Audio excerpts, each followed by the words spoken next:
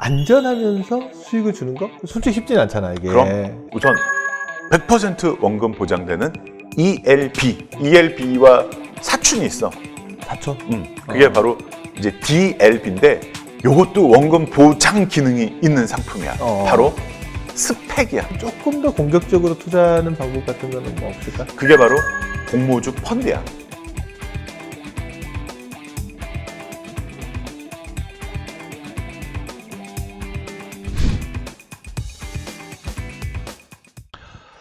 이번 시간에는 우리 3040 세대 중에서 이 좀 소심해가지고 이 투자하는데 굉장히 좀 두려움을 갖고 있는 이분들한테 좀 추천해줄 만한 펀드들이 뭐가 있을까? 투자 방법들이 뭐가 있을까? 이 얘기를 좀 해보려고 해. 그렇지. 예전에만 해도 금리가 높았을 때는 솔직히 뭐 정기예금에 맡겨놓았으면 아니면 정기 적금을 하거나 했으면 큰 문제는 없었는데 지금은 금리가 너무 낮아지다 보니까 뭔가 투자는 해야 되겠는데 잘 모르고 일단 위험할 것 같으니까 막 겁이 나거든. 그럼 원금 손실 될까봐. 그렇다고 은행에 계속 두자니 이거는 뭐 은행과는 차비도 안 나올 것 같다는 느낌도 드는 그런 이야기들도 하더라고요. 그래서 맞아. 뭔가 찾긴 찾아야 되는데 안전하면서 수익을 주는 거? 솔직히 쉽진 않잖아, 이게. 그럼. 그래서 조금은 이제 리스크를 가장 적게 부담하면서 정기예금보다는 수익을 조금 더 얻을 수 있는 상품 그런 게 어떤 게 있을까 하나씩 좀 짚어보는 게 좋을 것 같아. 우선 첫 번째 그래도 이 원금 보장 된다라고 하면 아무래도 마음이 편안해지잖아. 그래서 우선 100% 원금 보장되는 ELB 상품을 나는 추천하고 싶어. 또 ELB 또 영어 나오니까 또 힘드네. 그러니까 Equity Linked Bond. 그러니까 우리가 ELS는 많이 들어봤잖아. 그치. 근데 ELS는 Securities니까 얘가 증권이야. 이거 원금 보장이 안 되는 거지. 그런데 100% 원금 보장이 되는 거는 이제 본드라고 해서 이제 채권인 거지. 그래서 주가 연계 채권. 그러니까 이거는 어떤 구조이기 때문에 원금이 보장될 수 있는 거야, 이거는? 구조가? 그러니까 100% 원금 보장이 되는 채권 등으로 일종의 깔아놓고 플러스 알파를 추구하는 거지. 그래서 만기 시점에는 100% 원금이 보장되는 게 이 ELB 상품의 가장 큰 특징이야. 그럼 만기라는 이야기를 해보니까 일단 일정 기간은 무조건 가져가야 되는 것 같고 그러면 그렇지. 만기 이전에 문제가 생길 수는 없나 이거는? 만기 이전에 만약에 내가 환매를 한다 그러면은 원금이 보장되진 않아. 환매는 가능한데 원금이 그렇지. 보장 안 된다 이거지. 근데 일단 만기만 지나면 자기가 100% 처음에 투자했던 금액은 무조건 건질 수는 그렇지. 있는 거네. 그럼 그러니까 만기가 보통 어느 정도 되는 거야? 보통 1년짜리가 좀 많이 발행이 되고 뭐 3개월, 6개월, 1년 다양하게 발행이 되는데 1년짜리가 제일 많지. 1년짜리가 많고 보통 뭐 짧은 것도 있고 그보다 좀 더 긴 것도 있고 그럼 자기한테 보고 내가 어느 정도 자금 운영할 거다 어느 기간 정도 운영할 거다 보고 골라서 하면 되겠는데 딱 느낌을 보니까 뭐 괜찮게 안전하기는 한데 뭐 정기예금에 비해서 그렇게 많이 줄 것 같지는 않거든. 그렇지. 원금이 100% 보장되니까 그 0% 아니면 뭐 정기예금 플러스 알파 이렇게 디지털형으로 나오는 것도 있고 아니면 주가 지수가 상승하면 그 상승분의 몇 %를 받을 수 있지만 하락하더라도 원금은 보장되는 구조. 뭐 다양한 구조로 나올 수 있으니까 자기가 이제 주식 시장을 어느 정도 예상을 하고 하지만 최악의 경우에도 원금은 보장하고 싶다. 이런 분들이 제일 많이 가입하셔. 그럼 잘못하면 원금만 보장받을 수도 있겠네. 그럴 수익을 못 가능성도 충분히 가져가고. 있지. 그러니까 투자를 하는 사람 입장에서는 어떤 경우에 내가 수익을 얻어가고 어떤 경우에는 원금만 받아가는지 그걸 좀 명확하게 구조를 보고 투자를 해야 되겠네. 그럼 꼼꼼히 검토해야지. 그리고 ELB와 사춘이 있어. 사촌? 그게 바로 이제 DLB인데 얘는 ELB는 주식의 주가나 주가 지수하고 연동이 된다면 DLB는 그 외 모든 것들이야. 뭐 환율, 금리, 원자재 가격 뭐 이런 것들하고 연동된 게 딱 느낌이 확 위험해 보인다. 그런데 100% 원금 보장이 되니까 그래도 안심이 되지. 그러니까 상황이 안 좋더라도 만기가 됐을 때 원금은 준다. 그렇지. 단 뭐 조건이 달성되면 좀 더 먹을 수 있다.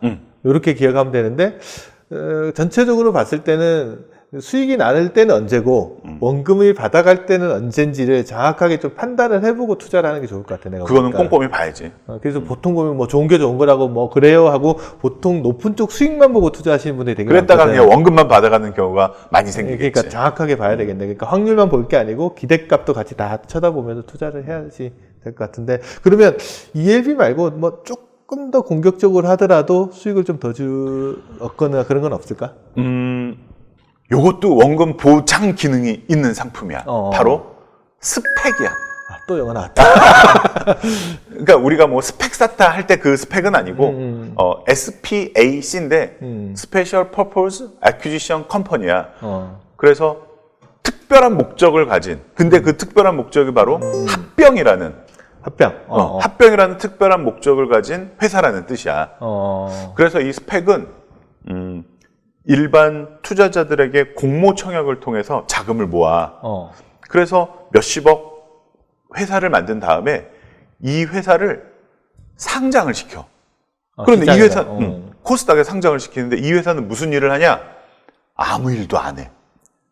그냥 빈 텅텅 회사야. 아무 일도 안 하는데 코스닥에 상장을 시켜놔. 왜 그러냐? 내가 예를 들면 뭐 게임 회사나 엔터테인먼트 회사나 뭐 이런 회사를 운영하고 있는데 나는 코스닥 시장에 상장을 하고 싶은 거야. 그런데 이 상장 절차를 다 밟아서 상장하려니까 너무 복잡하고 시간이 오래 걸려. 그러면은 코스닥 회사 하나랑 우리 회사랑 합병을 해버리면 소위 말하는 우회 상장 같은 그렇지. 거지. 오케이. 바로 나는 코스닥 상장사가 되는 거지. 그런데 비싸고 큰 회사하고 상장하기보다는 좀 싸고 가벼운 회사랑 상장하면 더 편하겠지. 그렇지. 그게 바로 스펙이 매물이 되는 거지. 아, 이미 상장은 돼 있으니 그렇지. 관심 있는 사람 여기 들어와라.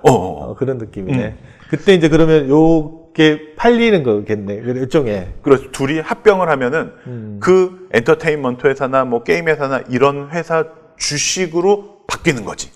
그러면 주가도 꽤 높은 가격에 바뀔 수 있으니까. 구조만 들어보면 자꾸 보면 뭐가 되게 복잡한 게 위험할 것 같다는 느낌이 드는데 이거 원금이 보장이 돼? 그런데 이 스펙의 가장 큰 리스크는 무관심이야. 아무도 살려고 하지 않는 거야. 아, 상장은 코스닥에 돼 있는데 아무도 이거랑 합병하고 싶어 하지 않는 거야. 생각을 안 한다. 그럼 어떻게 되는 거야? 그러면 3년 동안 아무도 이 회사를 쳐다보지 않으면 청산해버려. 그런데 아무 일도 하지 않았기 때문에 그 돈을 한국증권금융 같은 데다가 계속 예치하면서 불려놨거든. 아, 그럼 거기서 뭐 청산한 시점에 원금하고 이자는 돌려받으니까 그래서 아까 원금 보장이 맞아. 된다고 그래서 말하는 거구나. 3년 되는 시점에 원금 플러스 한 정기예금 이율 정도 되거든. 그 예치금에 대한 이율이. 그거는 돌려받을 수가 있어. 만약에 근데 3년 지나기 전까지 뭐 다른 회사 관심을 가지고 뭐 이렇게 투자가 들어오게 되면은 좀 더 수익을 얻을 수도 그렇지. 있는 거네. 합병 비율에 따라서 이제 주식을 받거나 또는 반대하는 경우에 좀 높은 가격에 매수 청구권으로 현금을 확보할 수 있고. 그럼 반대로 3년 안에는 자기가 자금을 유동화시키는 거는 주식시장에서 사고 파는 건가? 그러면은? 아까 잠깐 말했지만 주식시장에 상장시켜 놓는다 그랬잖아. 그래서 이 스펙을 공모 청약을 했더니 경쟁률이 너무 높아서 사고 싶은 만큼 못 산 사람. 아니면 이 스펙이 나는 들어가고 싶은데 공모 청약을 기다리기는 싫은 사람. 이런 사람들은 시장에서 주식 사듯이 스펙을 사거든. 그러니까 나는 스펙 나 3년까지 기다리기도 귀찮고 지금 당장 돈이 필요하면 주식시장에서 내다 팔 수도 있어. 가격은 그러면 처음에 공모했던 가격? 그거라고 하나? 그 공모했던 가격이 보통 지금까지는 다 2,000원이거든. 주당 가격이 2,000원이야. 그런데 대부분 스펙들은 2,000원보다 조금 높은 가격에서 거래가 되고 있어. 아, 그러니까 크게 손해보지 않고 시장에서 유동성을 확보할 수 있는 장점도 있는 거네. 그러니까 크게 보면, 그래도 여하튼 뭐, 제대로 하는 건 한 3년 정도 투자 기간을 가진 사람들이 들어가는 게 맞을 것 같고. 그래서 만약에 3년 정도는 내가 좀 묻어둘 수 있는 자금이 있다. 이런 사람들한테 최고의 안전한 투자 상품이 될 수 있을 것 같아. 최고기는 또 그런 것 같고, 그냥 좋은, 비교적 뭐 안전하게 투자할 수 있는 방법인 것 같고. 그러면 이제 뭐 ELB나 예를 들면 스펙보다 조금 더 공격적으로 투자하는 방법 같은 거는 뭐 없을까? 글쎄, 그러면 이제 원금 보장은 좀 힘들지만, 그래도 투자 방법이 상당히 안전한 방법이 있는 게, 공모주 투자 해봤지. 그치. 근데 이 공모주 투자하면 머리가 아픈 게 뭐냐면, 이 회사가 정말 내가 투자할 만한 회사인가 아닌가도 분석하는 게 좀 까다롭고. 만만치 않지. 또 그 증권회사마다 따라다니면서 이 공모주 청약하는 것도 번거롭거든. 더 중요한 건 좋은 회사는 경쟁률이 뛰어나서 맞아. 높아가지고 실질적으로 투자하면 받는 것도 별로 안 돼. 그래서 이거를 전문가에게 맡기는 거지. 그게 바로 공모주 펀드야.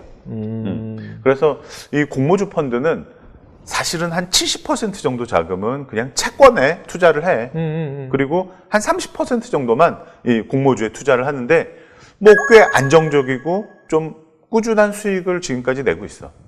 그러면 이제 그래도 일종의 펀드고 주식이 한 30% 가까이 들어가는 거니까 비교적 뭐 원금 보장이나 이런 건 안 되지만 비교적 안전하게는 투자를 할 수 있다. 그렇지.